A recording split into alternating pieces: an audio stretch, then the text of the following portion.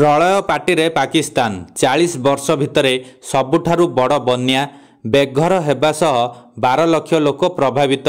आसंतु जानिबा एहार सर्विशेष खबर विषय। प्रलय पार्टी वर्तमान पाकिस्तान ना मनीष को त्राही मिलुछि ना पशु को।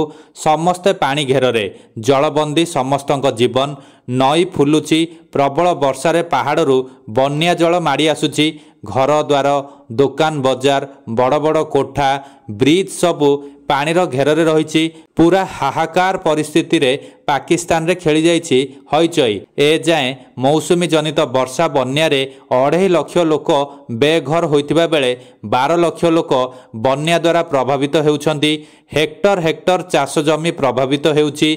चाषी मथारे हाथ देई बसिछन्ति। जीवन जीविका एकदम ठप हो जाइछि। पाकिस्तान वर्तमान गत 4 दशंधि मध्य सबुठारु भयंकर बन्यार सामना करुछि। पाकिस्तान रो पंजाब प्रदेश रे भारतरु आसुथबा नदी गुड़िक पानी विनाशर तांडव करुछि। एही भयंकर परिस्थिति पई भारत को दायी करबा सह सिंधु जल चुक्तिनामा स्थगित रखिबा मुख्य कारण बोली पाकिस्तान कहिछि।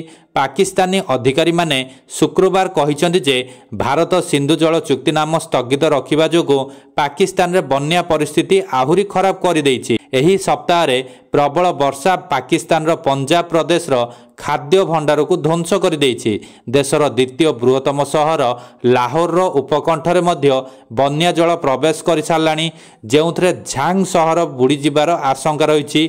देशर एही अंचल 40 वर्ष मध्यरे सबुठारु भयंकर बन्यार सम्मुखीन हेउछि। खाद्य कारखाना भाबरे परिचित एही अंचल रे फसल नष्ट होइतिबारु बन्या संकट पाकिस्तान रे दुर्भिक्ष सृष्टि करिपारे।